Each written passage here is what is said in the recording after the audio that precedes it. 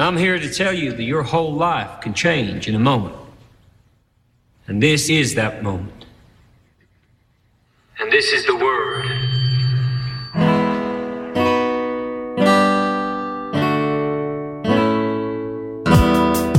Good morning, good evening, and good afternoon, ladies and gentlemen. Welcome to another episode of The Word, the unofficial Preacher podcast for AMC's Preacher. I'm your host, Steve. ¿Cómo está usted, señoras y señoritas? Me llamo Daniel Ramirez, y este es The Word. I didn't know how to say that. Impressive, dude. I don't think I said that correctly, but I didn't know how to say the word either. So this was all for nothing, Steve. How are we doing so far? You know what? I'm doing well. Dude, look.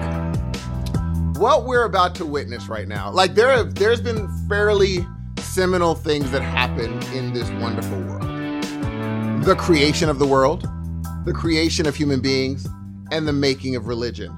Now it's this interview so that we could tack that on to the next step of humankind. Dan, you did something quite amazing. What might that be that we're about to hear right now? Well, I'm not going to say it's amazing because that's just going to make me seem like like an asshole. But I will tell you one thing. I had a great time yesterday, man. I got to sit down with Julie and Emery and Malcom Barrett and chat them up for like a good hour and a half. Not too bad, huh? I was expecting it to be a little bit shorter than that, so they were so cool. So wait a minute. Is it official that y'all are like friends, like homies? Do you like text each other now? Yeah, we're about that. It. Okay. Mm-hmm. Yeah, we're kicking it now. I mean, there's a part in the episode, I don't want to ruin anything, but they talk about karaoke. Do you go on these karaoke trips with them now? You know, they just told me about it, but I think that now that I'm, quote unquote in the loop, I gave them my digits, so it's a good thing, man. I mean, now tell me this: when you first knew that I'm going to be Malcolm's best man in his wedding, he's not engaged or anything that I know of. I think I'm probably going to get that only because of the brother code, but you will definitely be in the party. Okay, gotcha. Gotcha. So this has been another chapter of Hudsonisms. When you first, because I know that there was a point where you found out that you were going to get this interview. Yes, sir. Before you got this interview, when you knew that you got this interview, were you a little bit nervous? How did you feel going into this thing? Did you feel, oh crap, oh snap, what am I going to say? And how did that change once you got on the phone with them? How do you think it went? Let's go with that first. Be honest. I remember a while ago you did a certain interview and you puked in the morning. So I assumed that it was close to that. Yes. Okay. On the I don't know what it is, man. I really enjoy interviewing people, but I get myself I'm such a fucking perfectionist, first of all. You know that. Of course. And not that I do everything perfectly, but I really strive to. But I get myself so worked up about it that I will literally make myself nauseous. So this fool's just looking in the mirror at himself going, whap. I didn't actually puke, but I came damn close, man. My stomach was in knots.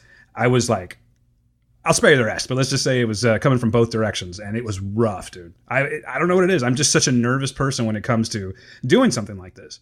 I did it when Julie and Emery was there last time. I did it when I was talking to Dave Blass. I just do that. Something else came up that I'm not, I really don't want to talk about just yet. But even when I found that out, I was like, just wow, dude. Yeah, it's just really weird, man. I feel pretty confident in what I do. And even though we talk on the I almost said the radio, but we talk on podcast all the time. I don't know. I guess I'm just more of a private person. I'm a little bit shy. And it's just when I get myself into these social interactions, I don't get anxiety or anything. I just get nervous as fuck. And I just, start dry heaving. The amazing Greek philosopher said, "You're too shy. Hush, hush, eye to eye." Oh, that full Kajagoogoo from, he was like Socrates and then him, right? Mm-hmm. Yeah. I did not know that's who said that, and I'm the worst right now, I imagine. It's actually Lamal would be the person that sang it. Kajagoogoo was the group that performed. Wait a minute. That's when they dropped a little something back in the day where they said, "You are too shy, pause. Hush, hush, pause, eye to eye." Oh, why? What's eye to eye?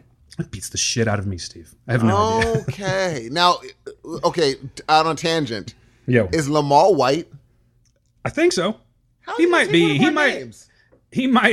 Maybe I don't know. Maybe. The crap is that all about? Maybe he just looks like a Lamal. Does he? Yeah, kinda. Oh, okay. Well, maybe he's Lamal. He just looks like a Lamal, dude. He doesn't look like Chris. You know what I mean? He looks like a Lamal. Yeah, he doesn't look like Mike or something. He looks like a Lamal. Now, at least he used to. I don't know what he looks like now. Now, you said you were really nervous before you got on the phone, but when you got on the phone, how quickly did your nerves kind of go away? Or were they there the whole interview? Were you nervous this whole interview? I'm not going to lie, a little bit, but I think I put it this way. I'm happy with what came out. What are you doing over there? You gargling?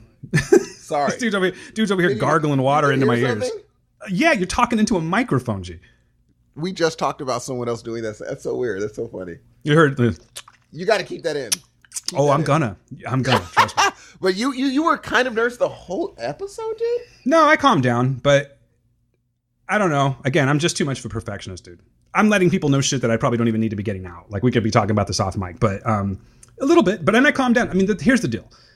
They are like, just add water.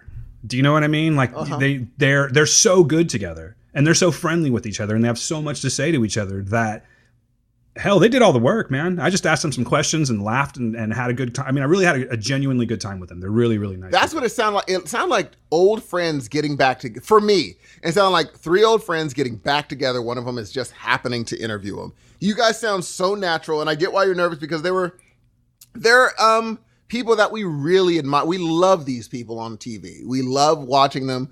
Julianne is incredible as Featherstone, and in other, I loved her in Better Call Saul. You know what I'm saying? Yes, sir. Yeah, and so I'm trying to see Christmas on the Coast. You know what you know about that? That's a deep cut. Oh right yeah, she just came out with that. Well, yeah, and I forgot to ask her, but we sort of ran out of time yesterday. Yeah. And I didn't get a chance to. By the way, let me just stop for just a quick second. I know I tend to go back and forth, yes. But I had sent out an invitation for some of our longtime listeners, the people that are down with us, that have constantly communicated with us, and I gave them a chance to send in an audio question or an email, whatever they wanted to do. And I got almost all of you guys, and I'm very sorry. I just did not want to take any more of their time. They did give me a time that they needed to go. And I was just trying to get the show done and get what I needed.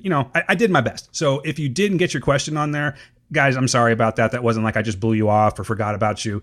I wasn't able to do it, and I apologize. I'm sorry. I'm fucking sorry. Aww. Yeah, I mean, I could tell that's a good thing, though. Because if you would have immediately gone to, we're going to start doing questions, what that means to me is, you guys aren't really, like, it's not grooving. But it went so well that, yeah, it was tough to add in everything that you wanted to add in. And so, yeah, like, I get, like, Malcolm Barrett, I've loved him on not only Preacher, but have you seen War on Everything? I have seen some of War on Everything. And what I mean by that is, like, I was into it, and then I had to get up and go do something. And I've just never watched it again. But now I'm even more interested. Dude? I really like Malcolm Barrett. He's like, little backstory. I've actually been trying to get him on the show since the end of last season. And just because we started The Word, and I told him, I said, hey, because he's a very busy guy, like super busy. And he wasn't getting back in touch with me, not because he didn't want to. He's just busy. You know what I mean? Yeah. A lot of times people just don't check those things. I miss my messages all the time. But anyway, we finally got back in touch with each other, and we said, well, we'll do this right when the season starts. And or right before the season starts. And then he, again, just busy. So he wasn't able to do so. But he was cool, man. He came back to it. And I had this idea that why not have I almost said Hooverstone. It's Hooverstone, dude. I did the Hooverstone show. It is his Hooverstone. That's what I'm going to call that episode. This episode is now called Hooverstone. Hooverstone. Yeah. I actually really do like that. I kind of like it. It just flew right out of my mouth. That's the kind of shit that happens when you're this you're creative artist like myself. No, I'm just kidding. Of course. I mean, Dan is now bigwig, so. Oh, stop it. You're about to hear him transform from Dan into the man. So you'll be able to see it, ladies and gentlemen. You're gonna love this interview, but if this is like you've been in a line for a ride, and the line is slowly going, and now you're at the very front. Before we let you on the ride, Dan, is there anything you want to tell the listeners about what they're about to hear? Guys, get ready to listen to what I felt was a great interview. I'm not saying I'm a great interviewer. I just had a lot of fun during this interview. Spent some time with them, got to have some fun. They're very funny together. They're super awesome. And I really hope that you guys enjoy this interview because I didn't throw up or nothing, but I was really, really close. I was really, really close to doing so. So just know that, guys, I dry heaved for the team because that's the kind of dude I am. And I really wish that you could have been there, Steve, man. I'm sorry that you couldn't make that. I know you were bummed out, but this man is as busy as Malcolm is, it seems like. Look, Malcolm, if you're listening, I get it. And Julianne, I get having to fly cross country. I get it. I am a busy person like the rest. I get it. I wish I could have Skyped in from my jet.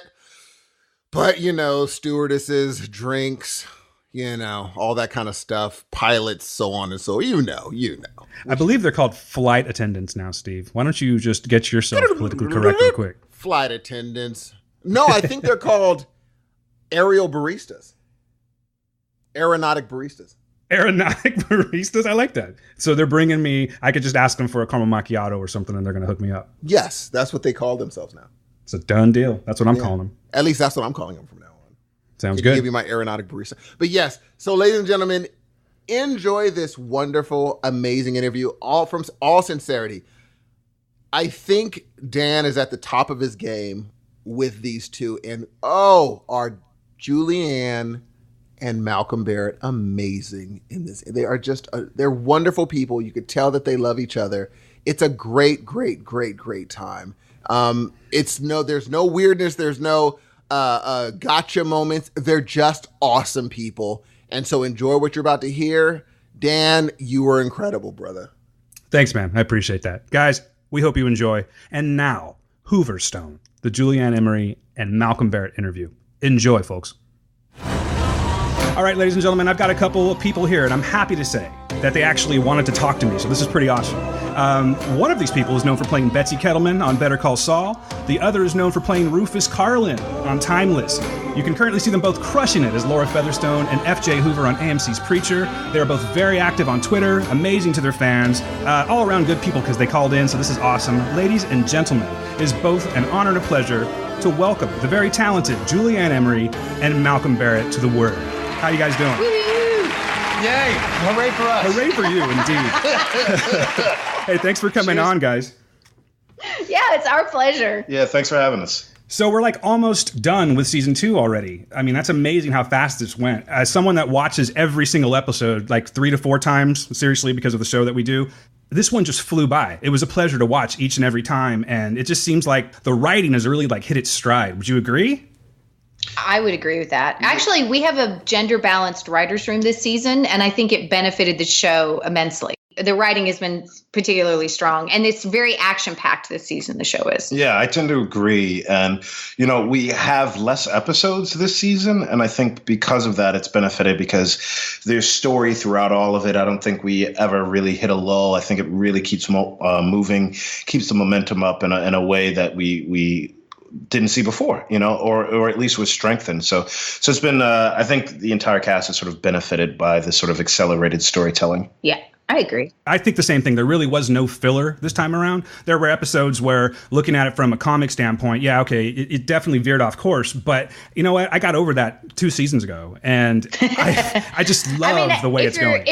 If you're still watching Preacher right now, then you did get over that a couple of seasons ago. And that was all done with Garth's blessing. That was something Garth wanted from the jump when they started developing it. He was like, if you shoot the comics frame by frame, we're going to be out of material in about 15 episodes. Right. So the comics move at such a fast pace. So it's, I think if you're still sticking around for Preacher, you've gotten on board with when we veer off from the comics. Yeah. And you kind of have to expect that from, when you take an IP and, and if you look at it, if you look at the sort of backstory behind Preacher was made into a comic book and how the story of how it's being made into a show and movies, I think there were people who tried to adapt it before who did a sort of frame by frame approach that wasn't as successful, or we never saw that come to fruition. And I think this one took a totally different approach. It really was sort of the first season is the prequel almost to the comics. And, the finale or the first episode of the second season sort of starts the way the actual comic book does with, the 3 characters in the diner. Do you know what I mean? When I actually when I read the comics after I got the part, I actually thought I had started the comics at the wrong time because they were already there, friends and already established. And I was like, what's happening? So I thought, starting from before was a great sort of backstory and a way to get people into the world.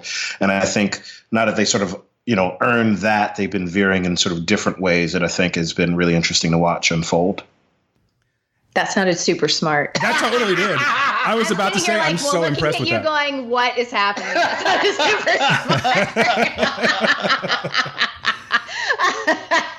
smart. He impresses you even still, huh? Yeah, Stuyvesant. Hey, guys, a question for you regarding Twitter and social media and things like that. As I said, you guys are very active and very present in this department.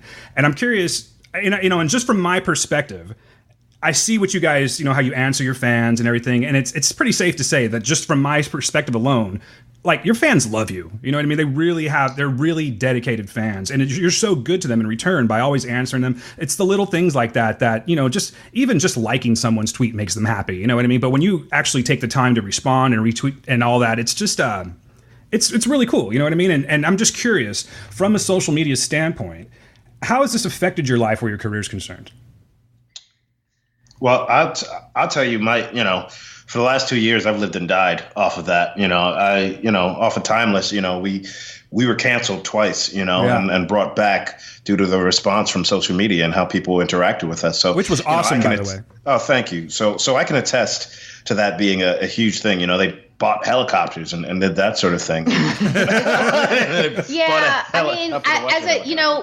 When you're a woman on social media, it's a double-edged sword in a lot of ways. It doesn't scare me. I'm very empowered on social media in terms of I guess some unwanted content from time to time, but don't we all? I'm sorry about that. Yeah, I know. I told you I was going to block you, dude. If you didn't stop that. But I like that social media feels like sort of a safe forum to be able to talk to fans, or to be able to. I'm a fan of a lot of stuff that I talk about on social media that I'm not in or don't have anything to do with, and I think it's a fun place to, meet people like you. Like, the social media at its best is a place to advocate for things, and also a place to find people who are like you. I felt like such a freak growing up, and social media. There are a lot of geek girls and gamer girls and stuff that I talk to on Twitter and follow on Twitter, and it makes you feel like there's a place in the world, right? That there's a group of people out there like you who love whatever it is that you're loving at the moment. A gathering of like minds. Yeah. Yes. And I think a lot of that, I think we respond to fans because me and Julie are fans. Like, me and her are both sort of, big nerds and comic fans. Julie's a huge, Star Wars fan and knows all that stuff. And, I come from comic books, and we were there last year at Comic-Con just rolling together, like looking at comic books and riding the rides. And oh, that's awesome. Yes. We were on the floor together. Yeah, we were on the floor going through exhibitions. Overstimulated 8-year-olds or something. It was really fun. Great, But I think I definitely handle my social media differently because I do also like to fangirl things that I like, or that I grew up on, or that I'm into at the moment. And I think that's the only thing I don't like when fandoms get toxic. Preacher doesn't have that problem. I know people disagree about Preacher and get very deep into conversation about the difference between the comics and the show. And I have no idea what you're talking about. Yeah, there are a lot of feelings about it, but I don't feel like our fandom has ever become toxic in a way, and I'm pretty proud of that. But it's I like social media. I like interacting with everybody. Yeah, I would agree. It's like I'm sure you're aware that the fans call themselves the congregation.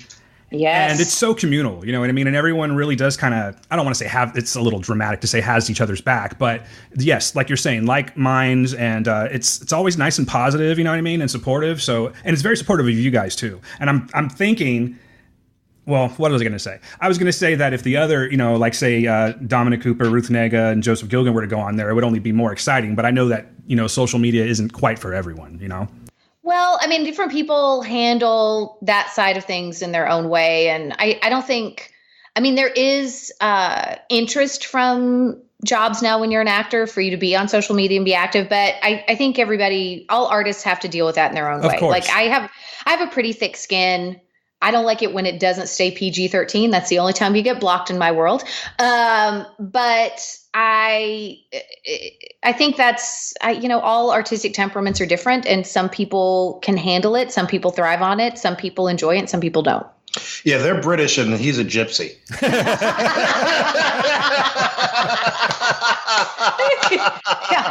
I'm not even sure Joe has internet. Preacher. I don't think you want him on the internet. Yeah, I don't think he has the internet. I was listening to a podcast, and I forget the name of it. I wish I could give it credit right now, but I was listening to a podcast that was featuring Joseph Gilgan, and it just really kind of went in depth with him. He's a very interesting guy, to say the least. Yes, for sure. From what I remember, I think I don't know where it is, so I don't feel bad about saying this, but like I guess he lives like in a forest or something like that, or behind something. Is that all? Is that all hearsay? It's a small town in northern England. He lives in northern England, but he doesn't live in London like in his downtime. He like hangs out with his mom and stuff. I mean, he's a very interesting guy. This is amazing. This is like when I left college for a year and they came back and they're like, Malcolm's been in the woods in a hut. He's a professor being a hermit at a hermit college. What's really crazy is if I made that up, that's insane. But I seem to recall him saying something like that. He stayed with his family. Anyway, enough about him. Yeah. He's an incredible guy. He does that. He's an amazing, talented artist. Yeah, for sure. But he's not like kicking it in a yurt or anything in the back of the family place or anything. Right? I don't think so. Although I got to be honest with Joe, anything's possible at any given moment. So yeah. Who knows? Yeah. Hey, speaking of the other cast, how was it working with this new set of cast this season? It was. I mean, I guess I worked with them more than you did. Is that right? I can't tell. I feel like I was either solo, kind of with you, or I was with the family a little bit. I was with Betty. A little bit. Me and Betty is like. Well, you and Betty are like bud. You and Betty. Me and Betty Buckley are ride or die. Yeah, I think you and Betty are like homeboys now or something. Are you allowed to say that about Betty Buckley? I mean, I think she prides herself that way. I had Betty Buckley wearing a creative fucker hat. Yes, you did. So I think she'll be all right. Yeah, she took to Malcolm quite well. She took to everybody quite well. I mean, it was the Angelville injected a different tone once again into Preacher in the tone genre mashup that we are. Like Angelville presented a whole new thing and put a whole new energy into the show. And Betty was already a fan of the show. Like she's like 70 and she was like, I'm such a big fan of Preacher. And she knew every episode. She was like, when I met her, she's like quoting Featherstone lines to me. That's kind of creepy and like that blew my mind because I was like, you can't stereotype what a Preacher fan is. Yeah. I mean, we're a dark and twisty show and you can't say, oh, we're for men 25 to 40. It's just not how it is. Like surprising people are massive Preacher fans. What's funny is I thought she busts such balls that I thought she wasn't a fan of mine when I first met her. I was like, I don't think she's into me. She's cast me off. And she's way into you. She's way into it. She's way. But you know what I love about this season is Preacher is really good at the trifectas. Yes. Like we're super good. You got Cassidy, you got Preacher, and you got Tulip. You got me. You got Featherstone. You got. Sorry, I'm banging. No worries. To make a point. I'm making in my spare time. I'm just straight making hip hop beats. That was very Featherstone for what just happened. He was like banging the table, and I'm like, that's not technically what you should be doing right now. You should stop doing banging that. on the table. Always keeping him in check. Exactly. That's right. We got the Grail, we got the Angelville family, you know what I mean? And I think they do a really good job of making them forces onto themselves and then mixing and matching these people and making them forces against each other. Regarding Betty Buckley, I assume that you both would have to have been a little taken with her because of your background with theater. You both have a background in theater, if I'm not mistaken, correct? Oh my God, I'm a musical theater nerd, and my husband's a Broadway singer. Like, I was like, Betty Buckley? Are you kidding me? Yeah. Like, it was crazy. I'm from theater, so I don't know as much the song part as all of my musical theater friends do.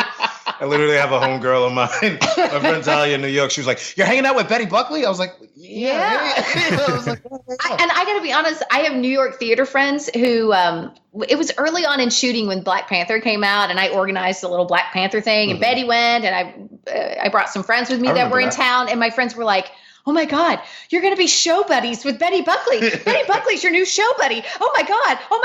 And yeah, I mean, she's like, I'll go see her in Hello Dolly. But it's like touring around, What I love is I had the quintessential. My friends were like freaking out. The same. I have the quintessential. I'm friends with like a Broadway singer superstar thing, which is I go to see her. She's like, I'm at Joe's Pub. Right. I'm like, like it's no big deal. I go to Joe's Pub. I think I invited Leslie Jones.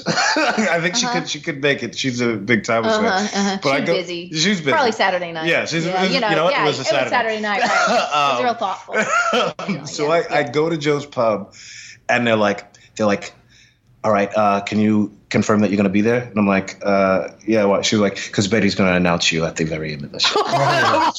Did she? Dude, was she like my friend Malcolm's At the end of the show, she does the whole lounge thing where she sings a bunch of songs. She tells a story about each of them, curses between one or two of them, awesome. Very sassy and cowgirl. And then at the end, she announces, she's announcing her tour, and she announces her 2 or 3 famous friends in the audience. She's like, this young man is just a wonder to work with. He plays Hoover on Preacher. It's Mr. Malcolm Barrett. And I was like, holy shit, I'm a famous person's friend. Malcolm, get your ass up here. I was like, okay, also speaking of Betty and singing, not many people are aware of this, but once or twice a season, the Preacher cast and crew go do karaoke. Oh, awesome. At a local karaoke bar in New Orleans. I missed this. Yeah, in the Meringue. Geez. Yeah. And last year Tyson Ritter came with us, and this year Betty and Tyson both came with us. And it was so much fun. Oh yeah. Like Betty sang a Linda Ronstadt song. It was amazing. It was American Reject with all of the crazy New Orleans locals, and then suddenly Betty gets up and they're like, like they're was I out of town? You were out of town. Damn it! I always make sure you're hooked up when I you're know in town. you do. You're a great friend. Yeah, I know, man. I'm good about that. How Tyson Ritter? Do you get much time with him? Like I know that you can't all be working together all the time, but do you have any time with him? I mean, Tyson's part of the Grail. That's true. Yeah, yes, that's true. We do actually get time with Tyson. Lovely guy. We have a lot of time with him. Totally not what I expected from the lead singer of All American Rejects. He's a theater guy too. He is. He came to see Kevin Sing at Disney Hall. My husband, he's a theater nerd. He's from Oklahoma. He's like a nice young man. He's a very nice young man. His wife played. His wife was in our Vegas episode on Timeless, sexy. the first season. Yeah. But he's a great guy, very supportive, very sweet. Yeah, he was not the rock and roller I expected. He wasn't rocking and rolling. He learned to tap dance the same day that I was fake learning piano. Yes. It was very sweet. I have video of both of you practicing. I've seen this. I think I saw the same thing on Twitter. Yes, you did, because I shamed them both with that. Yes. I thought it was great. I thought you guys were so dedicated to we were practicing all day. Yeah. All day I was tippity tapping at this turned off piano. And they were both sweating it, man. You and Tyson both. You both wanted it to be good so badly. You were both really it was very dedicated. I wanted to not suck. That is the very first time I've ever sung on television. I don't sing at all. Oh, you killed it, man. You did a good job. I've been in a number of musicals, but they're usually alternative, and I'm usually rapping, and I have a choral voice. You know what I mean? If 38 other people are singing, then I sound all right. Right. My range is slave hymns. So there's not. What my favorite thing about that scene is it was the first time we truly saw Hoover happy. It's the only time. The smile that this man makes when he finishes doing that song is hilarious. I was going to talk about it. I didn't mean to interrupt you, Julian, but that was hilarious. Such a beautiful choice, and such a surprising choice. Hoover found his happy place. I feel like this was the thing that he expected to be doing. He expected to be doing. That's why he thought his place in the Grail was going to be. He thought he was going to be doing more songs and just celebrating stage managing Lord, things. You know what I mean? Oh, right. You thought that the Grail was up with people. Yeah, I thought there was more people stuff. And then it was you thought it was those creepy videos on YouTube where the kids are going around singing Jesus. Yeah. I thought the killing thing was just I had a dark thing happened, and I was like, all right, if killing is necessary, but I don't really want I'm really big on songs. So this is maybe why we're partners, because I kill all the killing for you. You're heavy on the killing. You're where my soul used to live. Yes. If I still have a soul, it belongs with Hoover. I'm the good. You're my connection to being a human being still, and I kill all the people for you. Yes. You are doing a majority of the dirty work there, aren't you? I mean, they have Hoover obviously going and trying to hunt down the vampires or whatnot, but you're kind of the one that's doing all the ass kicking, I have to admit. Featherstone does the heavy lifting in any given situation, and she likes it that way. Yes. Yeah. She's much more interested in the down and dirty parts of being a Grail member than Hoover ever. I mean, Hoover, if you look at the first season, he's the conscience. You know what I mean? You're absolutely Featherstone's conscience. Yeah, he's the conscience. If one exists anywhere in her brain still. And he's scared. He's scared of the worst parts of these things. The thing about Featherstone, if I can talk about her character, is that as scared as she is, she doesn't exhibit it nearly the way that Hoover does, and welcomes it on occasion in a way that Hoover does not. I feel like Hoover is the audience, the eyes of the audience in the Grail. A lot of times. That's a good way of putting it. Yeah. The eyes of the audience. You're like a normal person in the Grail. Featherstone is, I don't know. She's not scared very often. She's that crazy. Like she's gone that dark in her soul already. We faced death 2 or 3 times. Yeah, she's not scared to die. And each time she's scared to go to hell. Yeah. She ain't scared to die. Each time that we face death, you are very much like ready for point. Like I'm like, what's the problem? I weep like a baby. You and do. confess my love. You're like, my mom's gonna break me like this, and I'm like, shut up. No. I'm just like, I love you and my mom, and I'd love to sing a song about yourself. How was it? Well, first of all, one thing before I forget to say this, Malcolm, I wanted to tell you that I literally could not get that old soft shoe out of my head. Your version, by the way, for at least a week and a half. It was just in my head. I was singing it the entire time. I was really one of my favorite scenes of the whole series so far, of the season rather. But you killed it on that one, man. So I just wanted to compliment you on that. Thank you, and I'm sorry. Yeah. Oh, you should have been there on the shoot day. Like a month later, I had just gotten it out of my head, and our rigger walked by, and he's like, "Give me that old soft shoe." I said that. I'm like, one, I can't sit here and sit out of my head again. It's so simple that it stays there like an earworm. Forever, yeah. If it was more complicated, you wouldn't sing it. But it's so classic that it's just and I'm such an excellent choice. An excellent musical choice. It's a great musical choice. They make great musical choices. I'm so self-conscious about my singing that I overdo it on the simplest line. So I was definitely singing that all throughout that week. You did great, man. No, but I was really good. You were. But I bet you would. Yeah, but I was really good. I was really good. I'm not gonna lie to you. No, I have video of me and these 2 men. I'm horrible with names. I know, you sent it to me. He texted it to me. Malcolm texted it to me. He's like, this is what's happening right now. And he was at his like vocal rehearsal. Yeah. Yeah. In case you thought we only talk to each other on Twitter. Let's talk a little Featherstone real quick here. More specifically, let's talk Featherstone's nose, because this really was a character in itself this season. Featherstone's nose. Well, see, the first thing that happened was they beat the shit out of me. They had Tulip beat the shit out of me. And we originally shot the fight between Tulip and Featherstone was fairly brief. And then they decided it was so good that they wanted more. So we added to it. So we went back and reshot more of it. And then the writers had such a good time writing jokes about Featherstone's nose. Like Sam Catlin came to me at the beginning of the season. He's like, how do you feel about this? Are you game? And I was like, yeah, of course I'm game. The audience, I killed Tulip. The audience definitely wants to see me suffer. Yeah. And this seems like the most benign way to make Featherstone suffer. So, but I will say this, Amy Stewart is our head makeup artist, and she does my makeup on the show. And she tracked it so beautifully. There were never any prosthetics. She painted my nose like she had always done research. She had of like how that injury might heal over time and how it might go wrong. She painted it throughout. And then in the later episodes, after Starr had made fun of me a few times, we came up with this thing where where Featherstone was trying to cover it up, but not doing a very good job. And Amy would fully paint my nose, paint the injury, and then try to cover it up, but not in the genius makeup way that she does it, but in the way Featherstone might do it. She took such a deep dive with it. And I'm so grateful. It was so beautifully, wonderfully done. And I had the end of a baby bottle nipple shoved up my right nostril up your nose for about 3.5 months, almost for 4 months. You would drip snot. I would, because there's a little tiny hole in the end of a baby bottle nipple, So like eventually, if we shot long enough without me taking it out, the snot would start to find its way through the tiny hole, and then I had no control. It would just start running out.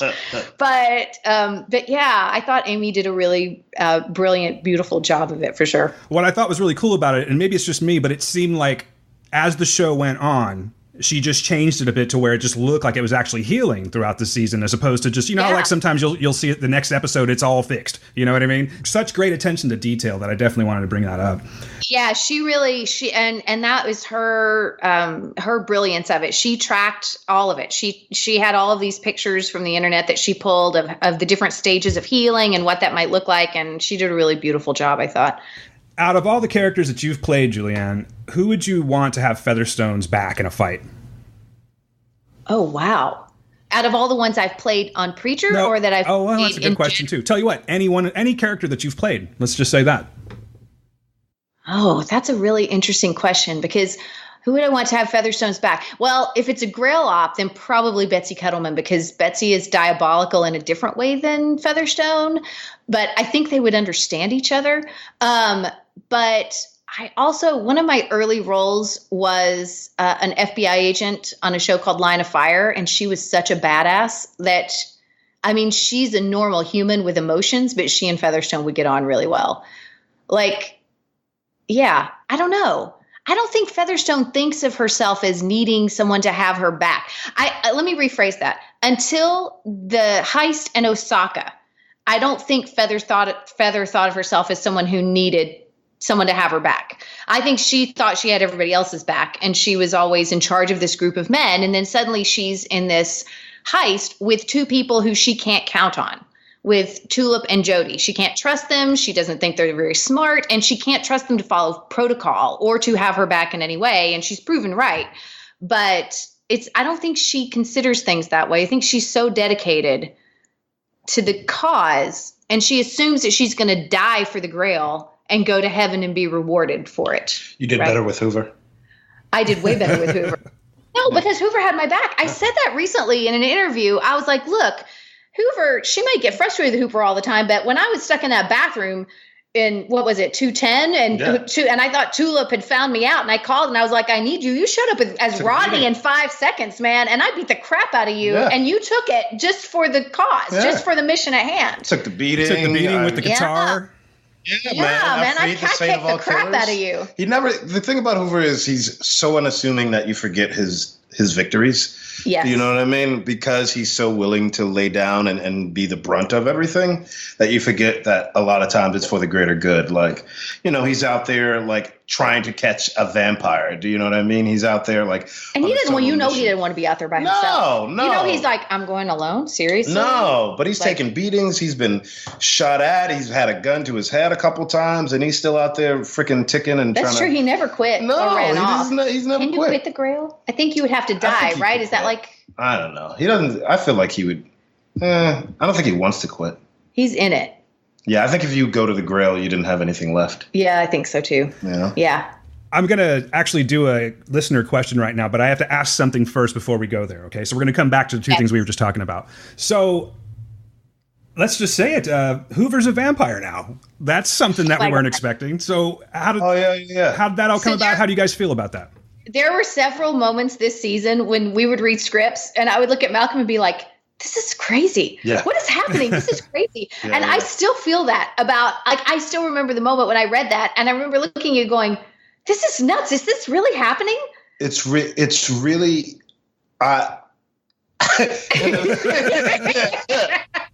changes the dynamic. It definitely does. So, can I tell you, it's the weirdest thing when you're doing a comic book show and it suddenly gets super comic booky, like when it turns into a graphic novel, because I've never been a part of something like that before. And as a kid, it's one of the most amazing things in the world. And, you know, it's also crazy as a comic book person who's read Preacher and been like, well, that's not from the comics. You know what I mean? Like, that's also what's crazy. It's also interesting to see how they split up and how how your character turns into all these things. And I'm not the first character that's happened to, you know what I mean? Like, Eugene goes to hell, you know, the town explodes. Do you know what I mean? I killed Tulip. Yeah, you killed Tulip. Yeah, I killed Tulip, right. So there's a number of ways in which it's very much like the comic book and very not. And I think, you know, at the end of the day, you know, I think what the show has been really good about, even when it diverts, is keeping the spirit of the graphic novel. Definitely. You know, and the graphic novel is absurd in so many different ways that this, to me, is a sort of natural progression in a lot of ways, particularly with exploring the sort of vampire nature of Joe's character. So it's kind of crazy. And it's also really, it's really kind of fun because I've never been a vampire. Well, very few people have. Ever. Do you know what I mean? Like, very check few. that one off. Sort of like, honestly, as a comic book geek, like, it's kind of a wild thing to like actually be a vampire on a supernatural show, particularly when all you thought you were going to be was a guy who maybe handles a gun. Yeah, you know, like, the actor side of me was shocked by it because I love our dynamic on the show so much, the Hoover Featherstone dynamic, and and it shifts that so entirely. But as a fan, I like it when things surprise me.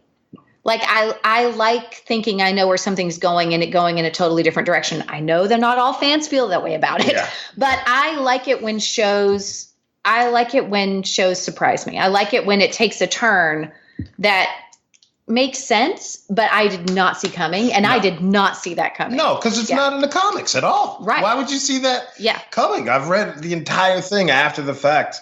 After I joined the show, I read the entire thing, and so I'm like, there's no way you would see that coming. Do you know what I mean? And it was so crazy. I think it opens it up to so many possibilities, and I'm thankful that the fans have like gone along with the ride. There hasn't been a plethora, at least not to me, of people being like, I hate that they did this. I hate that they did this. I know there's tons of people who wish it was closer to the comics, but, everyone seems to be taking for that ride and get it, particularly with how pathetic sort of Hoover's ride has been in terms of just being so beat up, as we just stated, that having something like being supernatural, like you can heal yourself. Supernatural and eternally living is sort of an uptick. This is an interesting conversation to have too, though, because when you do any project, when they do a movie based on a book or whatever, people talk about how hard it is for a movie to live up to the book, but then when you change things between the source material and television or movie, there's a backlash on both sides of it, I feel like. And so I think the best that you can do, and what our creators have done, what Sam has done so very well, is make the best storytelling choices he could make in the moment. Yeah. So, and I think I like to be kept guessing. I know some people like to feel that they know where things are going and have a handle on it, but I love that it's shocked me so much. And I love that it's going to shift the dynamic. Yeah. But I love our dynamic. No, it's great. Yeah. Yeah. I can totally see him still being the exact same. Like just like, I just have to eat this animal really quickly. Well, you do love Featherstone, though, right? Hoover does love Featherstone. So obviously he's not going to want to change too much for her.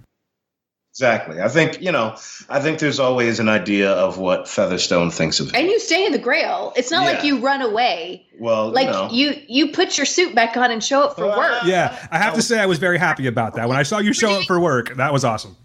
This is we're going to air this after 209, right? Absolutely. Is this after? Absolutely. Okay, well, all right, that statement just made that. I was worried. After tomorrow night's episode. Yeah, tomorrow night's episode. Yeah, no, that makes sense. No, but luckily for me, I don't remember anything. But you run away from the vampire garage. Yeah. And there are other vampires out there, but you're like, no, I gotta go to work. About man. it. You're like, no, I gotta show up. Is this the one that we take from it where he tries on the hats? Yes. That's the wigs. This is the wigs. So this is straight from the comic. That was like, if you remember that panel. People have been asking for it on Twitter for that scene all season, and I'm just silent whenever somebody asks me. It's so funny because I think this season we've definitely diverted in some ways and kept the spirit in a lot of other ways, and that was one that was like exciting to see as a fan of the comic, is to see the sort of anyone who hasn't read the comic, who doesn't know, there's like a panel of Herr Starr trying on a different wigs. And so this hat gig is one sort of joke, but there's a panel for panel thing where he's trying on all these different wigs. And we definitely did that. And it was like the coolest thing to be a part of. It was amazing. Like, I'm from the comics. It was amazing. Really cool. There's more ripped directly from the comics this season than in any other season, for sure. The characters are all, like, we've upped the ante on like how many characters are straight from the comics. Oh yeah. Like the whole, like his whole family, us, all of that. The devil. Season. Yeah. The angel of death. All-Father.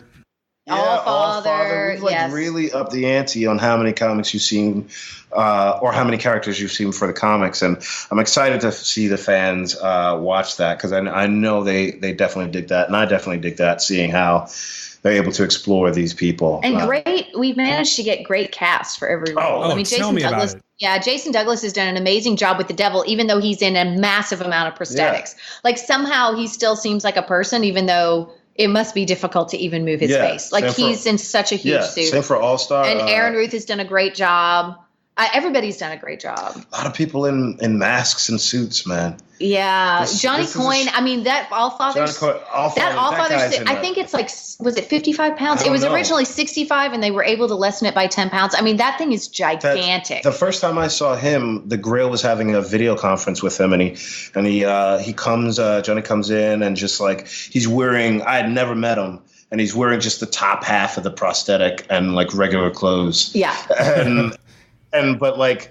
You get the idea. If you read the comics, you were like, "Oh my gosh!" Like this is intense. Yeah, but he dealt with a lot of difficulties just in shooting. Period. Like it's not like that. You don't put that kind of thing on and it magically turn you into the Allfather and it feels good. Like that thing is even moving around and sitting in a chair was difficult for him. So it was. Everybody's done a really amazing job. So many prosthetics. Who's got it the worst on the show as far as like the number of hours it takes to get set up for shooting? Well, I think Ian has it the worst because he can't eat, and once he gets his prosthetic on. Yeah, once he gets that mouth thing on. He has to, they make smoothies for him all day once he gets that. And the prosthetic it lasts for a finite amount of time. He might have it the worst because that's his mouth and nose. Yeah. I don't think his takes the longest, but his is the worst in terms of getting through. He's got to wear that for hours at a time, and he can't take it off. He's obviously not claustrophobic. No. He's a tough. But we do guy. have a full-time special effects makeup trailer and a special effects makeup team on our show. So you're in a very specific show when you have a dedicated trailer and a dedicated team just for that. Yeah, we had to get fitted for Fangs. Which people were telling me would take forever, and it was so quick. The process is so quick right now. Yeah, that's the other thing. Like, that was the other happy Hoover moment when you had your fangs. Oh, I was wearing that all day. That's like, but when you're like, but that thing where you pop up and you suddenly got your fangs, and I was like, oh my God, they found Hoover's happy place this season, and they found Featherstone's fear. Yeah. Like, last season, I didn't think Featherstone was afraid of anything. I thought she was just dark. You're scared of hell, and I love piano and being a vampire. And I was like, I was like, this is the life. I know. Because you're living your best life, and I'm in hell, man. Hoover's living his best life, and in real life, that's how excited I am. That's how I be. Look at me, man. I'm jealous. You got fangs. I know, man. Yeah, when you popped up with those fangs in that first, they've actually, like, Preacher made a GIF for it now. I think it's GIF, right? GIF or GIF. But where you pop up, I enjoy that every time I see it on my timeline. It's fantastic. It's very pretty. It's very Blackula, and I love it. I dig it. He's very excited about it. I love it. I love it. It's so preposterous. How is Pip enjoying the new addition to his prosthetics?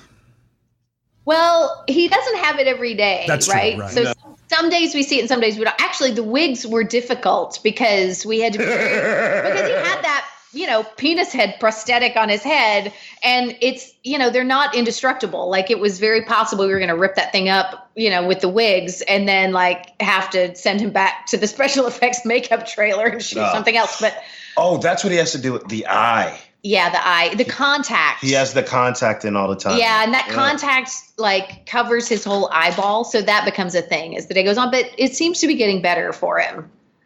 He says less. Yeah, he just complains about it less. That's true. Yeah. He's turned into a Marine, a soldier. I know, right? But yeah, that prosthetic, I totally forgot. That's another one straight from the comics. Cloudy eyeball. The other thing is, like, that people don't think about is that Tyson Ritter goes through a decent amount of effects makeup, and he has that weird eyeball. So when he was dancing on top of that desk, there were people assigned to make sure he didn't fall off the desk, because when he gets his eye in, is it his right eye? Yeah, when he gets that eye in, he can't see. It's a total blind spot. He can't see through that. So he could only see out of his left eye, and they were afraid he was going to fall off the right side of the desk, or maybe that's the opposite. I think it's his right eye. But he that was a real concern on the day. Yeah. Yeah. I'm really loving the job he's doing, by the way, of Humperdew. He's killing it, man. Hilarious. He's wonderful. That is a rough role to do. That's like doing like Mel Brooks' Blazing Saddles. Do you know what I mean? Yes. Like that is to play Humperdew. It's a touchy situation. to say the least. It's a very difficult one to write, to adapt, and then to execute. He tracks it for himself. Like, he makes sense of it in his head. He knows what Humperdoo is thinking. Yes, not all actors would do that. No, and he knows. I think he puts a lot into that character because I've seen him where he sort of improvises the ends of it, or changes the beats of it, because it's an unpredictable character to write. And it's never to me, and maybe, my boundaries are a little off. I mean, it is Preacher. But it's never a way that seems inauthentic or completely offensive. It always comes from a place of depth and reality. And I think he does a good job of it. There's a particular scene on this last episode where Tyson Ritter is face to face with Dominic Cooper, and he's just making the Humperdoo noises. It seemed like it would be a really uncomfortable scene to film. You know what I mean? Are there a lot of bloopers on the Preacher set? Yes. I mean, yes. I mean, yeah. I mean, you have to have a sense of humor with a show like this. I mean, there's just tons of blood and guts and weird sounds. And like your shirt gets stuck to you sometimes because the blood sticks to your shirt and it gets dry. Or like a lot of... Or like there's a prosthetic that starts falling off, or you're in scenes with Malcolm Barrett and he starts doing things behind your back when you're like in the middle of a scene that's not scripted and it makes you laugh because Hoover has noises. I don't think they've ever used them. I don't think they've used it.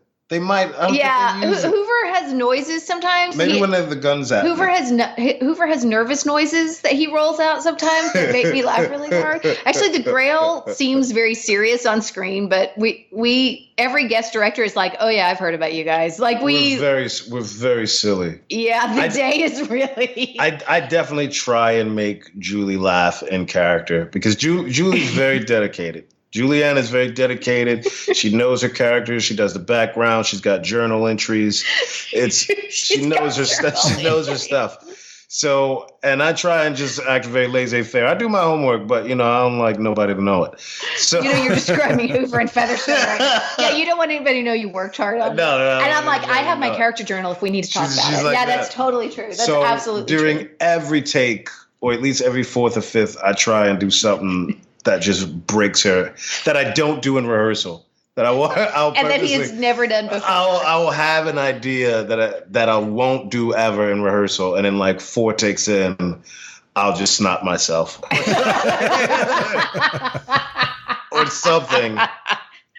Just to see what she'll do. The Grail is a walking circus all day. When we shoot, we tend to shoot the Grail scenes like all together because they're all like in the office or they're all on whatever location the Grail is in. And they warn our guest directors that we're going to. Do they say something? They do. I had 2 guest directors this season say, "Oh yeah, they told me about you guys." No, there's nothing, baby. Yeah, not like we're terrible. They're just like, yeah, this is gonna be a lot of fun. Oh, good. And they're a handful. Yeah. Yeah, it's fun. It's a lot of fun. Do you guys get a lot of time to hang out off season or when you're not on the set? In New Orleans, we hang out. Yeah. Is this our first time hanging out in LA? Well, yeah, I just got back on Sunday. Yeah, we both travel a lot because we're famous actors. That's so prestigious. We're working actors. We're always saying yes to work. Yeah, exactly. We never turn down anything because we're like, yes, please, I like to work. It's interesting because we both have a place in LA, but I feel like I'm never in my place in LA because so much shoots all over the place. We hang out. We eat in New Orleans. Yeah, we eat. Yeah, that's what you do, right? Yeah, that's what you do. And we have like a couple times a season. We have like a grill dinner and this season the grill dinner got bigger. Because we had more people in the Grail this season. Karen and Pip and Jeff. We have Grail dinners. Yeah, Johnny, Tyson. Yeah. We have Grail dinners sometimes. Yeah. That's really cool. They make it to the karaoke too? It depends on who's in town. Pip has kids, so he goes home whenever he has 5 or 6 days off. I don't know how he deals with the jet lag on that, but he does. So it just depends on who's in town and who's not. Everybody flits off when they're not used for 4 or 5 days. I think it's hilarious if you're a fan of the show. And I don't even know how many New Orleans people watch the show, but I think it's hilarious if you're sitting having some nice little elegant dinner and to the left of you is the Grail. No, seriously. And the Grail eats well. Like we go to nice restaurants. Just like really eating like. Yeah. This like Hitler-esque dude. Totally. This vampire, this psychopath. Totally. Carol, don't look now, but I think that's the fucking Grail right next to us over there. Grail, yeah. We do go en masse to like restaurants in New Orleans and have Grail dinners. We don't look that different outside of like some weird accoutrement. Yeah, depending on what my wig of the day is. Yeah. That's true. It's very weird. Yeah, it's good. So now I'm going to go ahead and go to one of the listener questions here because this is going to relate to what we were talking about just a bit ago. It's 2 parts. One's for Julianne. I'll go ahead and do that one first. By the way, can you still hear me okay? Yeah, we can hear you. I feel like I'm on a game show now. It's a 2-part question. Exactly. One is... Go ahead. How much are you willing to bet? How old is this Canada? All of it. I'm all in. Or something I can throw in there for your right answers. Let's go ahead and go with Julianne first. This is from Christina. She's one of our faithful listeners. She says, question for Julianne Emery. Do you think the reason Tulip and Featherstone bicker so much is because they may secretly respect each other? I think a lot of things about Tulip and Featherstone. I think that Tulip and Featherstone do respect each other and they drive each other crazy. And it's, I don't know if there's a way past that for them. I know a lot of people after the Jenny Tulip storyline last season really want Featherstone and Tulip to be friends. I think if Featherstone was going to choose someone, like you asked earlier, if I was going to choose someone to have my back, if she trusted Tulip, Tulip would be the perfect person. And I think she does have this grudging respect for Tulip, but she's also, Featherstone at her core is insanely judgmental. She thinks the world has gone to hell. She thinks the world has destructed itself, and Tulip represents a lot of the things that she has judgment about in the world. So I don't know. I don't know if there's a way past that or not. I don't know. I mean, this season they really surprised me with where they took Featherstone and where they took Featherstone and Tulip for that matter. So I don't know. We'll see. I like them going head to head, and Ruth and I love working together. And I love our dynamic together. Oh, you guys are great together. Yeah, I really love the dynamic we found, and it's very satisfying after last season being so subversive with her. It's very satisfying just for Featherstone and Tulip to just go at it, like no persona, no pretending, no layer of nicety. It's just right there. Yeah. And it's not catty. It's just you guys are gonna kill each other. Yeah. Someone on Twitter said, "Oh, that cat fight with Featherstone and Tulip was crazy," and I was like, "That was not a cat fight. There was no hair pulling. Yeah. There was no scratching. That was like roundhouses and hits. That was all business. And that was prize fighters in the ring. And I don't know. Even if two prize fighters are enemies, can they ever be frenemies? I don't know. I mean, can you become friends with someone who is, your complete and utter rival and who rivals your skill level? Like, I don't know the answer to that. Yeah. It worked for Rocky Balboa and Apollo Creed. So I think there's a chance. There's a chance. Sure. I will accept that answer, Julianne. All right. There we go. Thank you very much. Solid. You won $200. That's right. Now, here's the bonus question, Malcolm. Yes. Now that Hoover is a vampire, could he possibly woo Featherstone's affections away from Starr, meaning he will finally find his swag? That's a question for Featherstone, not Hoover. All right, you go right ahead and answer it.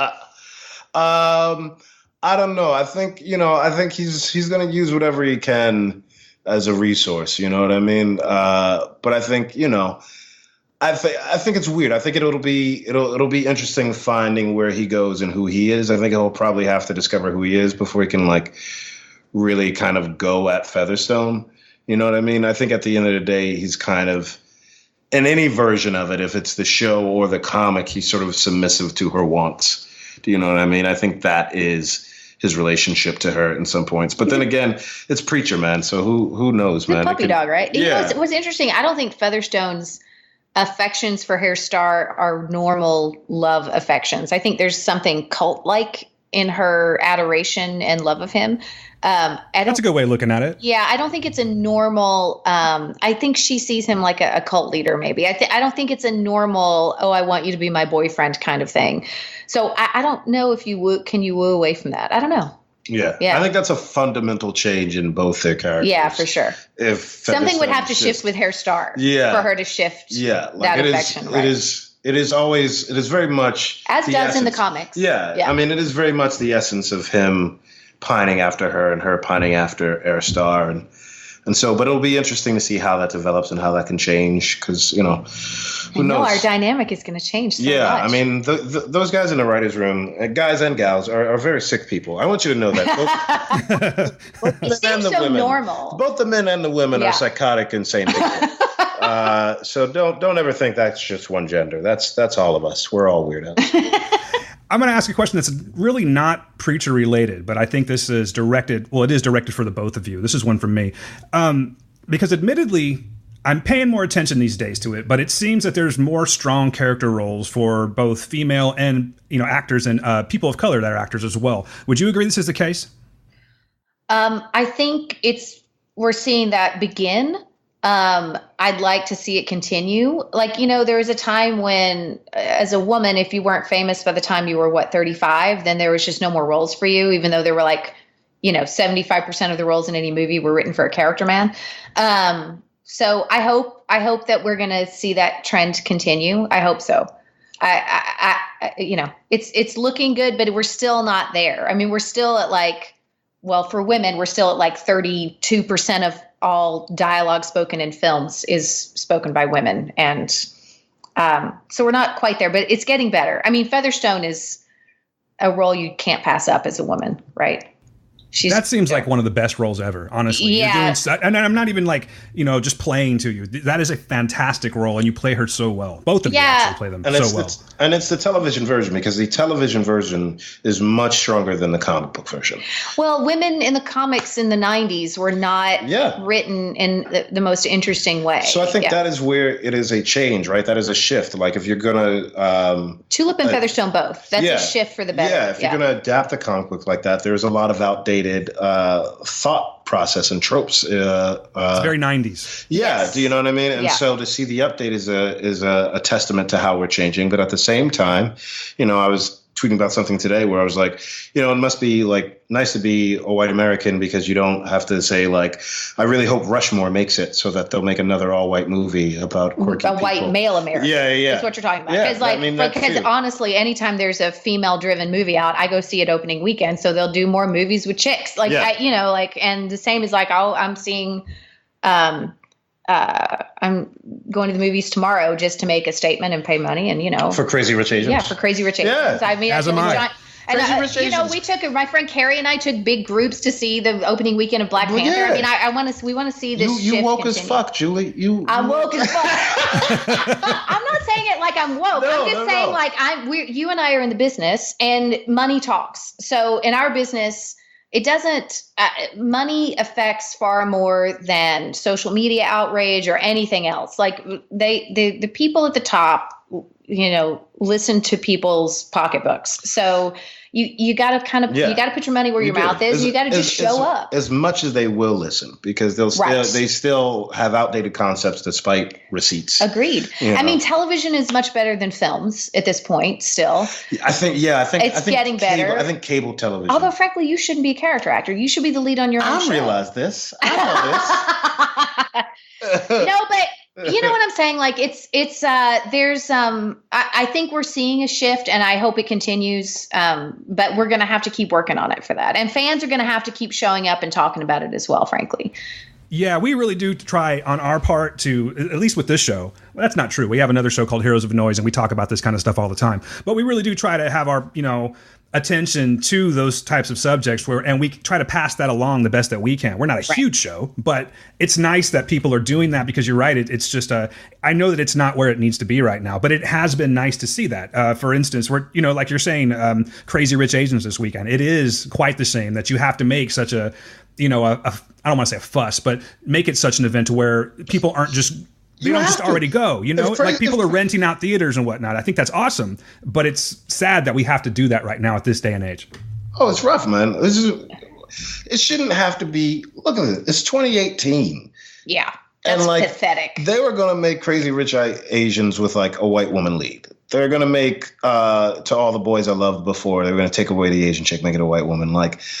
How are you still? It's 2018. How is that still a discussion? That's still a discussion that's happening. That's still. They're but should we change Crazy Rich Asians? Yeah. to a different race. That's insane.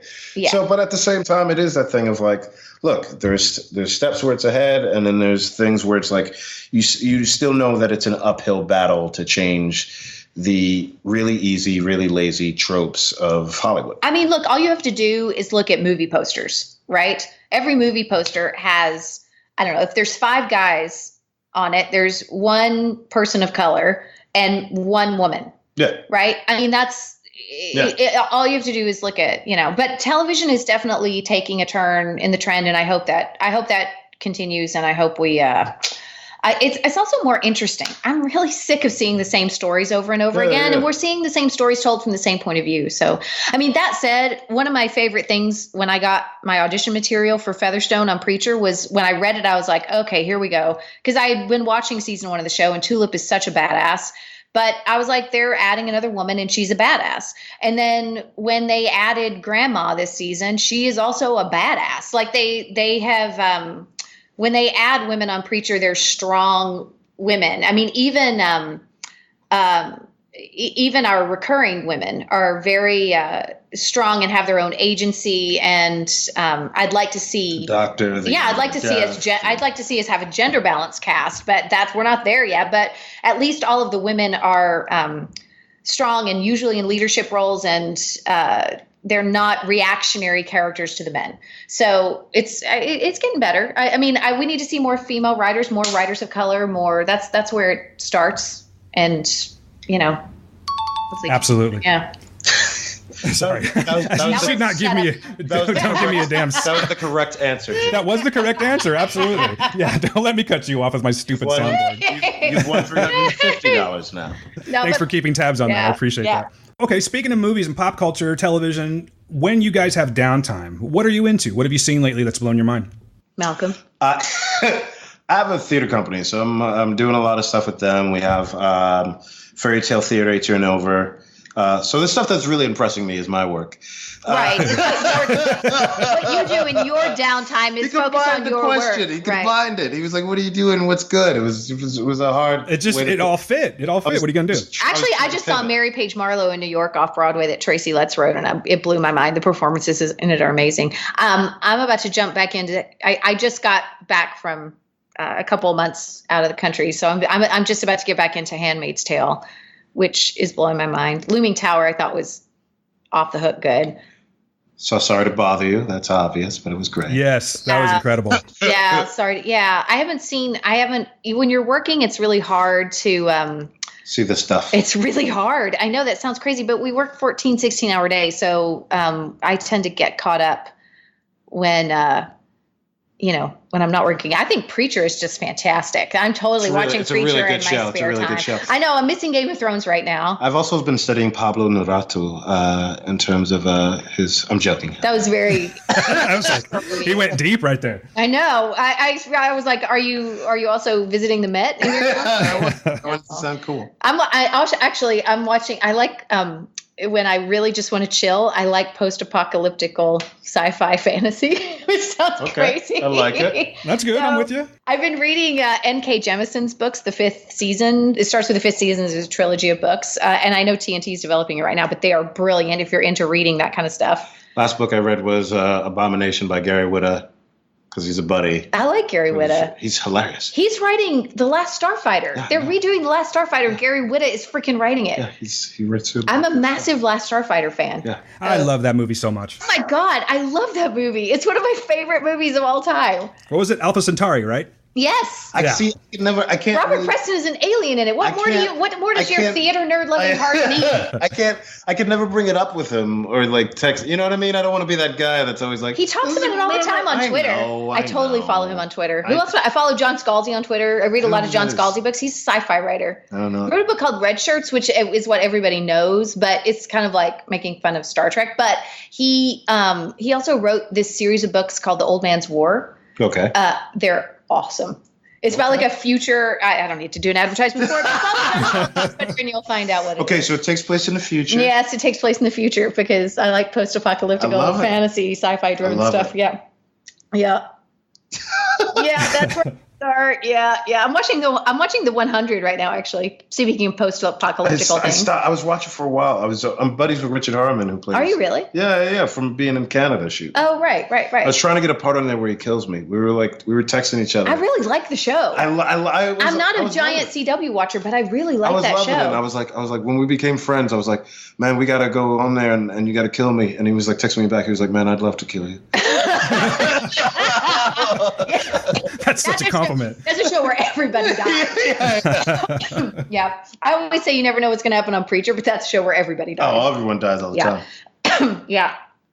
So I'm gonna hit you with one more of mine, and then I do want to let the listeners get theirs in here, but real quick question. We've been talking about on our show, and we've been kind of floating it out there on Twitter, that we think, by the way, when I say we, I mean Steve Hudson and myself. Steve is my co-host, and he was unable to be here, so he has something recorded for you, by the way. But I'm just curious, do you guys think that the show Preacher would benefit from webisodes? I know that other shows have done that before, where they just have extended storyline while the season's in the off season or whatever. But do you think that's something that would benefit Preacher? Because we'd love to see it. I generally think online content benefits a show because you can follow supporting characters into their world. Exactly. I will say this on Preacher. So much happens in post, and post is very expensive. And also we have so many characters like Eugene that have heavy prosthetics. It's a very expensive proposition.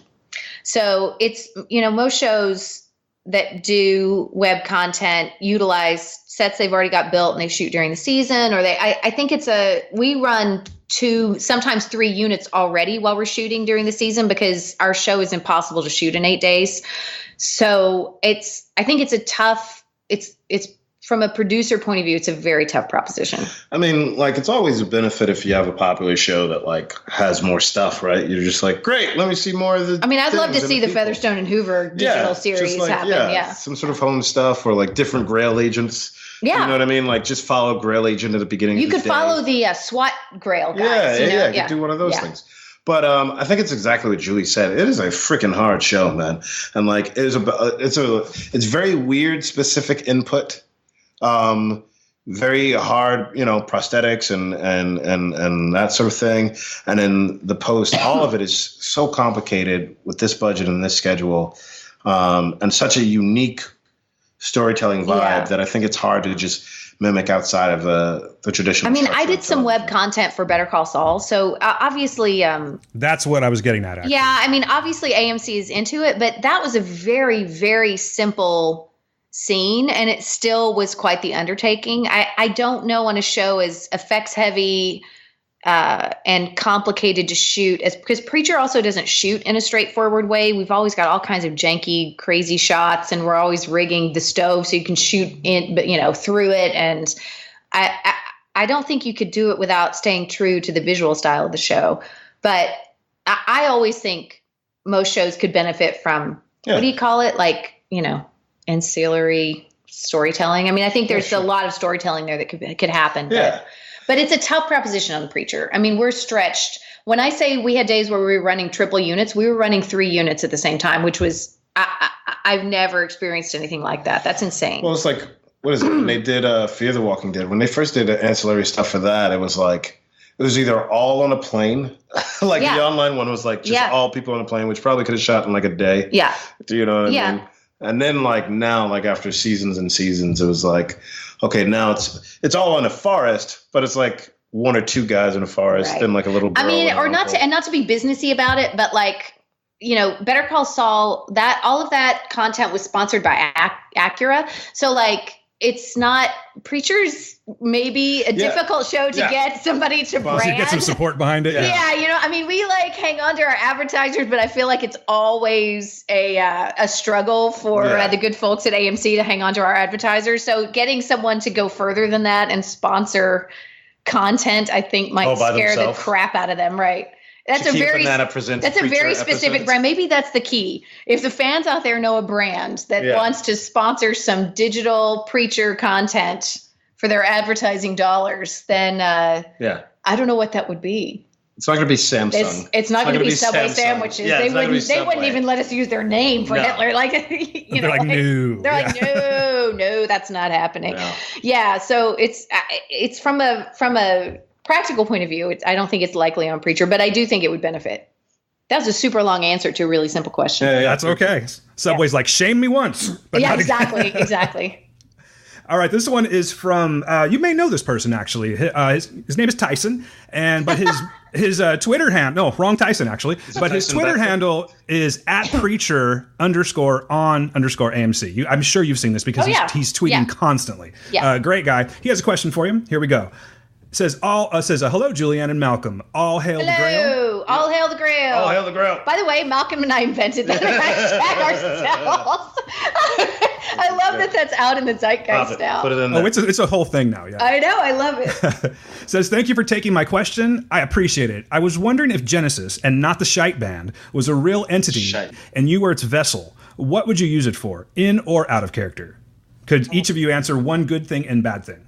I just paraphrased that. Sorry, Tyson. Says the Grail will, thanks again in advance, and as always, the Grail prevail. P.S. Thank you for, oh my God, I'm just killing it, Tyson. I'm sorry. Thank you both for your amazing performances on Preacher, along with your fantastic mission work on Twitter and the congregation. Tyson. Aw, that's so nice. Well, obviously, Featherstone would first use Genesis to make Herr Starr love her unconditionally and to make him remember her name, that her name is actually Featherstone. Flufferman. Yeah, that's the first thing that comes to my mind. But she would also, I mean, I think she really is diabolical enough to like make the world's leaders like bow down to the Grail if she had Genesis. Yeah. I mean, I think she would. I think she would definitely do something that bad with it. I think I'm going to answer as a character as well, and not personal, because you don't need to know that much about me. But, I have a really good idea. I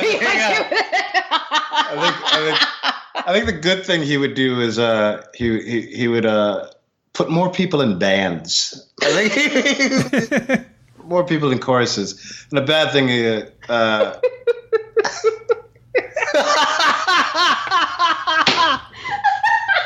she's laughing uncontrollably. I want to know what this is about. I know I can't, but I want to know. This is it. And the bad thing he would do is he'd try and bring back the life of a woman he once lost. So you don't really love Featherstone. You're just infatuated with her. Oh, she's back burner? She might be a vessel for a lost love. For a lost soul? Oh my God. You're like, yeah, I like you and all, but you scare me a little bit. My backstory. My backstory real quick. The key is to have you can't bring people back with Genesis. Well, he doesn't know that. He doesn't know the limits. He's not thinking through. Genesis just makes people do what you tell them they're going to do. You can't bring people back from the dead. Hell. But he didn't die. He went to hell. Like his living person went to hell. We don't know the limits. Welcome to Julie and Malcolmville. He tried. He tried. The key to a good backstory is to have it be insanely tragic and psychotic. I have a tragic backstory for Featherstone, but I'm not talking about it. Well, she's dead inside. She's like a black void inside, and something had to happen to break that shit. You know, like she's broken. Only she didn't like crumple up about it. She stepped it up. Yeah, she's like, I will blow up the world if I have to. So I will project this bitterness. Yes. Totally. So if I have to blow up the world to save it, that's what I'm going to do. So that's the key to the Grail, is really just broken people trying to make things better. That is the key to the Grail. That is it. Yeah. A couple more questions. You guys have time? Yeah, go for it. All right, cool. So this one is coming from Seth. He's one of our listeners, and he is from North Carolina. Let me go ahead and just play this one for you. Hi guys, Seth here from Eastern North Carolina. You know, I don't normally do this, but when you're given the opportunity to ask a question of your favorite actress on your favorite TV show through your favorite podcast, you know, I guess you got to act. Anyway, my question is for Julie. Is there the same family type feeling behind the scenes at Preacher as there was on Better Call Saul? And what type of difference does that make for an actor or actress? Thank you for your time. Look forward to seeing what the rest of the season brings. Thanks, Dan and Steve. Look forward to hearing you guys. All right, that's Seth. First of all, Seth, thank you for bringing the accent of my people back to my world for a minute. It always makes me happy. And that's one of my happy place things on Better Call Saul is Vince Gilligan is from, I'm about to get real Southern. Vince Gilligan's from Virginia, and it makes me feel like I'm hearing home when I chat with him. So thank you for that. Better Call Saul and Preacher are very different sets. The thing that's similar about them is there's a great dedication to the work at hand. So no matter how crazy things get on Preacher or how absurd the circumstances or what we're doing, everybody shows up on Preacher trying to elevate things, trying to raise things to the next level. And that's the same on Better Call Saul. There's a great dedication to the work. And I really appreciate that. Not every set has that. But I've been lucky enough to be on a few of those sets in my time. And it's always a privilege when you're there, except Malcolm's goal is just to crack me up. But yeah. Yeah. Was that the whole question? I'm so flattered by his words that I can't remember. That was the whole question. Yeah. Yes. And there is a family vibe going on, but Preacher, much like Preacher is a dark and twisty show, the Preacher cast and crew are a dark and twisty family. Very, very. I mean, it really is affected by the tone of the show. And I can't tell if both of those shows, found their cast based on the tone of, I can't tell if that's just what they were attracted to or in cast, or if that happens because of the tone of the show. So everybody falls into it. I can't tell what that is, but and it does film in New Orleans. It does film in New Orleans, and it's dark and twisty in New Orleans. Yeah. So, the Preacher family is a dark and twisty family, but it's definitely a good family. How you like that, Seth? She answered your question, buddy. I know he's happy right now. So, I know, I guarantee it. All right, so this one here is from another listener. She's big on Twitter as well. Her name is Lindsay, and I'm going to go ahead and play this one for the both of you. Greetings, Julianne and Malcolm. My name is Lindsay, and first off, I want to say that y'all are absolutely killing it this season. On behalf of the congregation, we are blessed to have you both a part of this amazing show. My question is, what type of profession would Featherstone and Hoover be in if they weren't involved with the Grail? Cheers. Well, that's an excellent question. Malcolm. I feel like I don't remember what his profession was in the comics. I feel like it was a swimmer at one point. Really? I feel like he was a swimmer. I feel like there was a swimmer thing. But I think he was a swimmer or like a teacher. Featherstone in the comics was a Sunday school teacher. Maybe I got that. And I definitely incorporated that into my backstory for sure. Yeah. I mean, it depends on are you talking about Featherstone now or Featherstone, before she got broken and wound up with this black void in her soul? Like now, what does Featherstone do now? Maybe she runs she's a firing range instructor for the Army or something. Wow. Like she teaches people to use those big bazookas that bring down planes and tanks. Just make a good boot camp director for troubled youth or something like that. Absolutely. Well, troubled youth. God, who would sick Featherstone on them? That's terrible. Yeah. I think he'd be a choir director. A choir director. That is an excellent job for Hoover. I think he'd be a choir I think he's director. trying to be a choir director in the Grail right now. I think it was like... Do you think on his off time he's always pitching, we should have a Grail choir? Oh, he definitely always wants a musical. Yeah. He wants everything can be solved with a musical. Trying to start a barbershop quartet or something like that. Well, he's like, well, we have to discuss how we're going to end the world. He's like, well, maybe we should do a musical presentation. Can we do it in song? They're very effective. I'm saying it'll stick in their heads. I would love to hear Herr Starr sing. It would be amazing. Take note, writers. We want to hear this. Yeah. All right. So the next one up, we only have a couple left. So I really appreciate you guys doing this. Awesome. This one is from Melissa. And here we go. Hi, I'm Melissa. I've got a couple quick questions, and I'll start with Malcolm. Your character Hoover always remains optimistic, and we see him escape Icarius's clutches while Cassidy confronts him last episode. I can only hope we'll get to see Hoover's optimism through the lens of his new vampirism as well. Granted, optimistic vampire isn't a characterization we're used to, so I'm wondering what your influences have been, if any, in developing Hoover's vampire personality. And what is Hoover thinking now that he's a vampire? I like the idea that he may be more valuable to Herr Starr now that he's got more weapons at his disposal and is virtually indestructible. In the same vein. All right. So that's for you, Malcolm. That's a deep dive into vampires. Wow. What is the name of this person? Melissa, this is right? Melissa. Jeez, Melissa did her homework. She did 5 more pages than I did. Honestly, that was probably one of the hardest things to do is figure out who Vampire Hoover is. Icarius is sort of taking from the old school version, the sort of Bram Stoker's version of it. Do you know what I mean? This sort of like very civil, very rich, feels very French version of vampires. But if you look at his disciples, they're all sort of taking from a little bit of that, but they're also taking from a very sort of a different sort of classic one where they're taking a little bit from goth and they're taking a little, I don't want to say Bela Lugosi. Who's sort of classic vampire? But there's a Nosferatu. Nosferatu. Yeah, there's different versions of it. And I think for Hoover, at the end of the day, honestly, it's going to sound kind of boring, but he's still Hoover.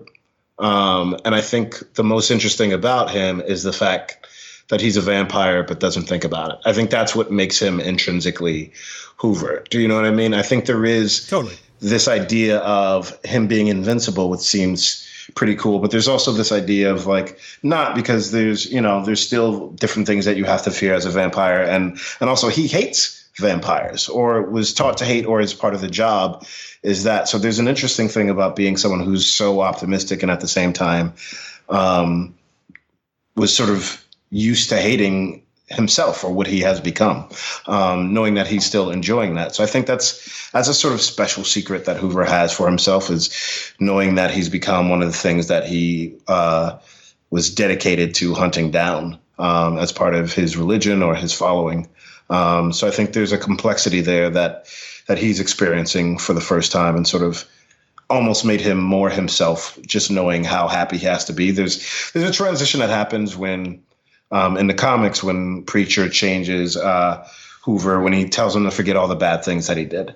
And there's an almost a feeling of transition on that level for me in Hoover changing into a vampire, where he suddenly has this new lease on life and worries about things in a different way, and in a lot of ways worries about them less. The show addresses that, not with Hoover specifically, but Cassidy is Cassidy, and he's a vampire. And even when Cassidy's talking to Icarius earlier in the season, and he's like, you can't just turn people into vampires. I did that with my son. And he's like, well, what kind of person was your son? And he's like, he's my son, but was he a good person or a bad person? Like, you're you. Yeah. With fangs. Yeah. Yeah, it's an interesting way to go about it. Yeah, because it's not something that fiction does very often. It's not. He doesn't suddenly become this drunk with power individual. He's the same person who suddenly has this power he never expected to have, or has these different ways of looking at life he never had before. Yeah. It's a great answer. It is. Julianne, you're up now. Here we go. Okay. Julie, we see a lot of damsel in distress tropes on TV, especially when the hero of the story is a man. However, the women on Preacher are never truly damseled, and it doesn't seem like Featherstone would have anyone to rescue her from her current predicament, even if the show did follow those storytelling traditions. What's going through Featherstone's mind when she finds herself in such dire straits? And what have been your influences in your portrayal of Featherstone's ass-kicking personality? I'll tell you that I'm really rooting for a Featherstone Tulip buddy cop spinoff in the future. There's one of them. Before I leave you, I want to thank you both for the awesome work you've been putting into the show, and I can't wait to see what type of shenanigans the Grail gets up to in the final 2 episodes of Season 3. Thank you for that very in-depth question, and for following along so closely. I think we talked about this a little bit earlier. I think Featherstone finds herself actually afraid for the first time. The idea of going to hell is not in her plan. She doesn't have a problem dying, but dying and going to hell is an entirely different thing. And she's supposed to go to heaven and be rewarded at the end of all this. In terms of the tropes, one of my favorite things about my first episode of Preacher in season 2 was that the title of that episode was called Damsels. And it was about, Ruth and I, neither one of us being damsels in distress. So I was in that episode. I mostly am Laura, the jazz singer, and I'm pretending to be a damsel, but I'm not, in fact. And I love that about our show. I love that we have enough women's voices in the writer's room to bring a true, strong female perspective.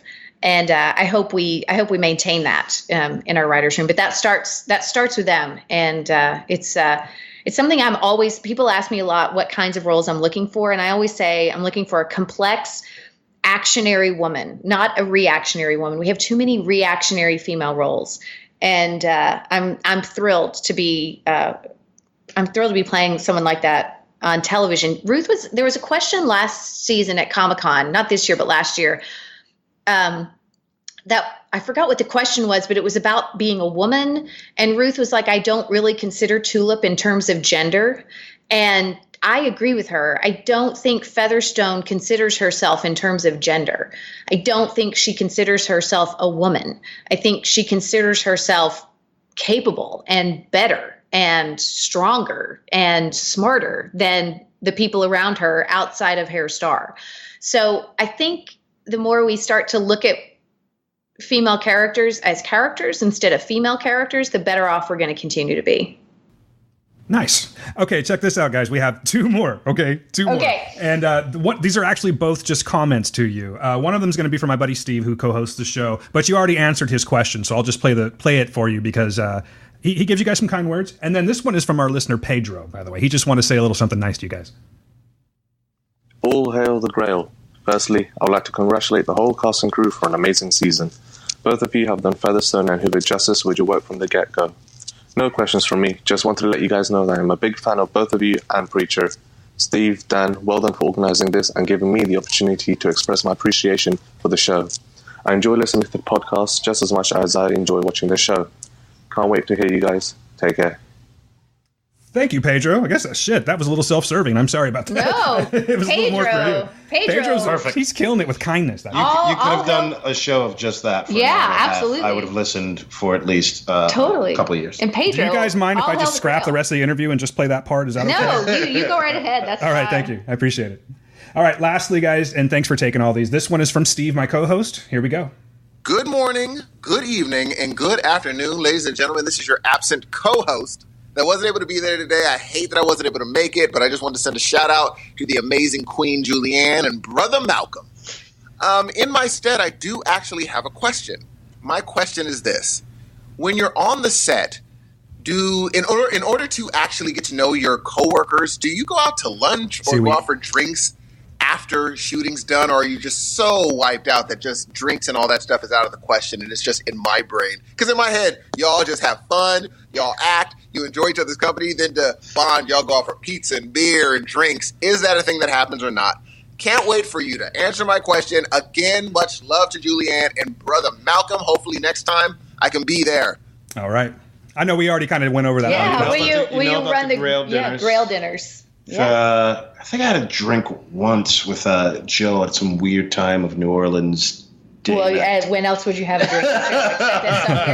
Oh, the other thing that happens on our set is on Fridays after wrap, the crew hangs and there's a party in the parking lot. Yeah. So everybody hangs out until the wee hours, until 5 or 6 a.m., depending on when we wrap, and has a drink, and it's good. It's just really good community time. Yeah, it's probably one of the few, if not only, show I've been on where there's been like a parking lot party. Yeah, there's a parking lot party on Preacher every Friday night. Yeah, I think that's partly New Orleans culture influence. It's New Orleans culture. Yeah, but it's really nice because you get to, you get to be with, because it's cast and crew and not like a bunch of executives and suit stuff. Yeah, it's nice. Like a bunch of people just like chilling. Yeah, we talking like beer in an ice chest kind of vibe. Oh yeah. Yeah. Oh yeah, for sure. For sure. And snacks, people bring snacks and Peanuts. Absolutely. Yeah. And people sit on the ground or bring, the crew always has their camp chairs that they drag around set with them all day. And people sit on camp chairs, or they open up some of the trucks so you can sit on the loading, what do you call that thing that goes up and down? The loading up or downer? Yep. Loading up and downer. That's what it's called. Yeah. You're going to know more about that than I will. Pickup trucks, Yeah. Yeah. It's good. This is kind of like a two-part question that you can kind of probably squeeze these together. But essentially, what's up next for you guys? And is there a specific type of role that either of you want to play that you haven't played yet? Up next is Fairytale Theater the musical in September. What is this? What month is this? August. June, July. August, Where is it going to be? Say the Pico Playhouse. Mid-September is going to be there. I'm not going to be in it, but it's going to be Michael Feldman and a number of cast members. I'm doing The Boys from Eric Kripke, which is, I think. And you're going to be on The Boys? Seth Rogen. I'm going to be in The Boys. What'd you say? And Seth Rogen and Evan Goldberg. Which is also Seth Rogen. All of our same. Yeah. Garth. And basically a bunch of people who have already hired me in the past hired me again after Timeless was canceled or turned into a movie. So I'm doing The Boys. I'm doing Santa Clarita Diet from Victor Fresco, who did Better Off Ted. I hope I can talk about that. And and I'm doing Weird City from Jordan Peele's theater production. That's very fancy, Jordan Peele. It's a fancy little. It's you're very Monkey fancy. Paw? Is that the Monkey Paw Productions? Yes, for YouTube. It's going to be YouTube Premium. Okay, so YouTube, but you have to pay. Yeah, I'm sure. I will think about paying to see you on YouTube. I'm gonna get a tape from the. You'll just bring it over. I'll just bring a tape over. You don't have to do a thing. If I may offer this little bit of advice, you could always go for that free month. Oh, that's a good idea. Yeah. That's an excellent plan. Yeah, don't keep it to yourself. I'm just passing this information on. Man. 7 or 8 accounts. Absolutely. Use one of my title accounts. And what was the other thing? Was something about a role you want to play? Is there a specific type of role that either of you haven't played yet that you would like to play in the future? No clue. No clue. No clue. You should be the lead instead of lead of anything I've ever played. What else? So I just wrapped a Hulu miniseries called Catch-22 with George Clooney and Hugh Laurie and Kyle Chandler and Chris Abbott playing the lead. Oh, nice. I was in Italy for the last 2 months working on that. And I guess that's my next thing. And then every time I think I set out to know what kind of role I want to play, something delicious and cuckoo pants and awesome comes along that I couldn't have possibly dreamed up. So I hope for another cuckoo pants, crazy, actionary woman to play. Yeah. Bring me all the crazy women. I will love them and treat them well. Just bring them right to me. I will. I play them. I will play them all. I am. She's time trial tested, guys. Give them to her. I know. In my heart, I'm a character actress for sure. And Featherstone's perfect for me. Oh, Malcolm. By the way, where can people get tickets for the play? AmmoTheater.com. AmmoTheater.com. AmmoTheater.com. AMMOTHEATRE. Or you can spell it ER. It'll still go to the same place. Okay. And then I have to ask, and if you can't comment, I totally understand, but you just piqued a huge interest of mine. So can you say who you're playing on The Boys? I don't think so. Okay, fair enough. I understand. It was worth a shot. Well, I'm totally looking forward to that. That's amazing. I don't think so. Probably better not. Yeah, it's definitely better. It's on Amazon, right? It's the Amazon police instead of AMC. The AMC police are definitely more hardcore about that. I haven't even seen advertisements yet. So. No, everybody's hardcore about that stuff now. I'm pretty sure. Like on Catch-22, we couldn't even take pictures on set, like behind the scenes or anything. I don't think I'm supposed to say that. Yeah. Well, of course, I want to respect that, No. I mean, put this part in where I don't say anything.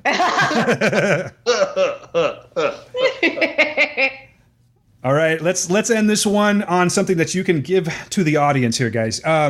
What advice would you want to give to someone that's trying to get into acting? What advice would you give? Study acting at a school, do it locally, and then you'll make connections and people, and it'll take some time, and then create with those other people, and then you guys will build, and then one of you will go to do something better than the other, and then you guys can use each other maybe.